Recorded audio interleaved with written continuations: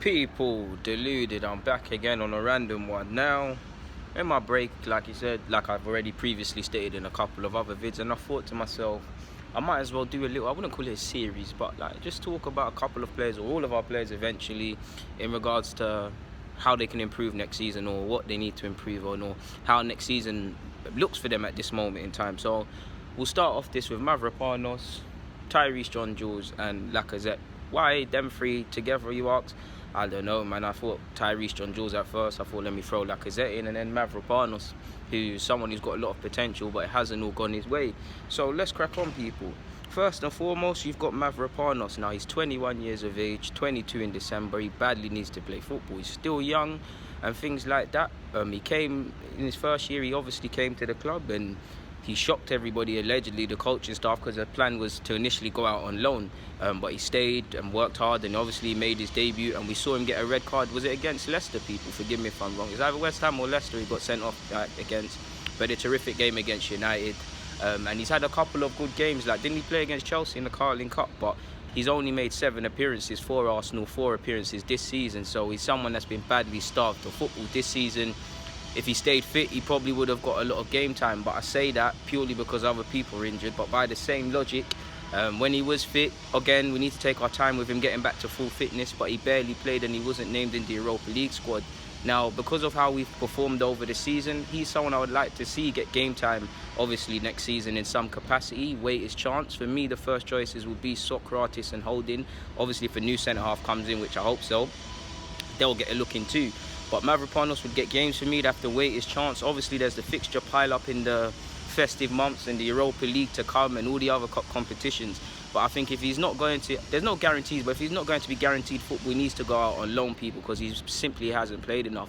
He's only played 7 times. We need him to play games, have good games, have great games, have terrible games where he's playing against tough strikers, because he's still got a lot of rough edges to coach out of his game. If you look at the sending off, when he actually got sended off, it was a silly sending off.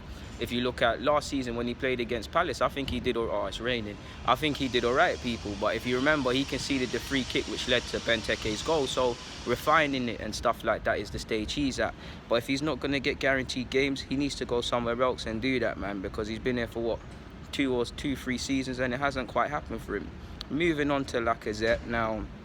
Lacazette's done his thing, man. 13 goals in the league, 8 assists, 10 appearances in the Europa League, 5 goals. 2019, 18-19 as a whole, he got 19 goals and 13 assists. For me, there's not much he can do to improve, because he's a big game player. He's a very technically gifted player. He can score goals. He's up for the big games. I love Lacazette. I think people downplay his creative aspect and things like that. But if there was improvements, he's too good of a player not to have scored 20 league goals. I believe he's good enough to do that, and he's played substantially. Yes, there's been games he hasn't played and things like that, but I'd say the one thing, 20 league goals, I think he's good enough to do that, innit? He's got a good assist to goals ratio when you link them together, but I think he's good enough to get 20 league goals as well as Aubameyang, to be fair with you people.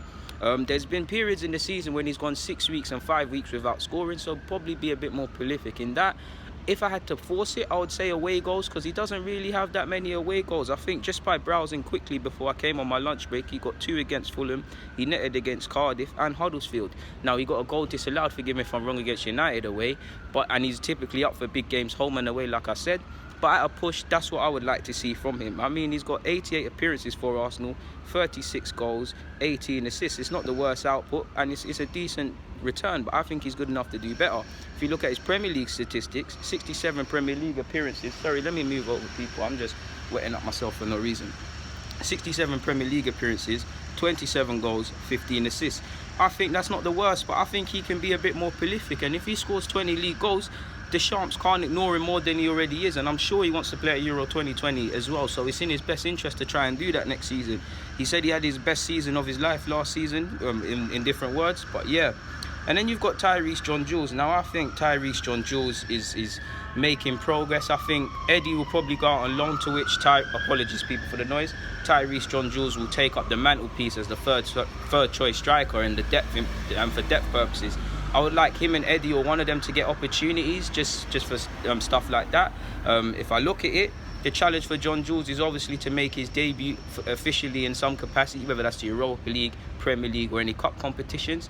Like I said, if Eddie goes out on loan, he'll probably be the third choice. But he strikes me as someone that doesn't want to play 23s football more than he has to be. And the next step for him is playing against grown men and grown individuals and serious centre-halves and things like that. So I personally feel he'll probably spend the first 6 months at the club, but he could be a candidate, a couple of them. I don't think Saka, but maybe possibly even Amici and Emil again. Some of them could head out in January for a 6-month loan spell. So it's just for him to just keep working. I think he'll go away with the boys in pre-season. Just keep working, take his chance when it comes. Like I said, what's going on, people? Apologies.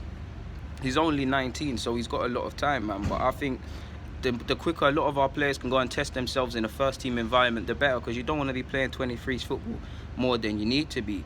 And I knew I said I was only talking about 3 players, but I see I've got notes about Reece Nelson, people, so we might as well speak on him. Now, for Nelson, I think he should be in the first team. If Emre and him have a conversation and he's not going to be involved, then a loan spell again. But he's made it clear he wants to play here, people. For him, he just got to simply take his chance when it comes. People need to understand he's not going to return the Messiah. He's played 16 times for Arsenal, 20 odd times for Hoffenheim in a season of positives, of lows, season that brought him up to another level and helped him improve. Again, it's better than playing 23s, but he's not the Messiah. I think eventually he can get 10 goals, 10 assists. I would play Nelson and give him encouragement. There's going to be games he's unplayable, games he's anonymous. He's still a young player trying to add consistency into his game. He's barely made 100. He hasn't made 100 career appearances, so you can't really expect too much. He's of the age where we expect consistency and things, and I think he should be given a go in the team, to be fair with you. He just got to take his chances when it comes and probably use the Under-21s European Championship as a platform to kind of show Unai Emery, like, yo, you need pre-season, you need me in it. Like, you really, Bielik as well, to a degree. We'll save him for another vid, but as a thing where you can't ignore me sort of thing. He said he hasn't spoken to Unai Emery per se, but the technical coaching staff at Arsenal said to just worry about the 21s Championship. Hopefully it's a thing where they've seen what he's done for Hoffenheim, they've seen what he's doing in the Under-21s, they see his initial talent and think he can be used. If he can earn a regular space in the side, then cool. Obviously he has to earn it, but you need to be given opportunities to do so.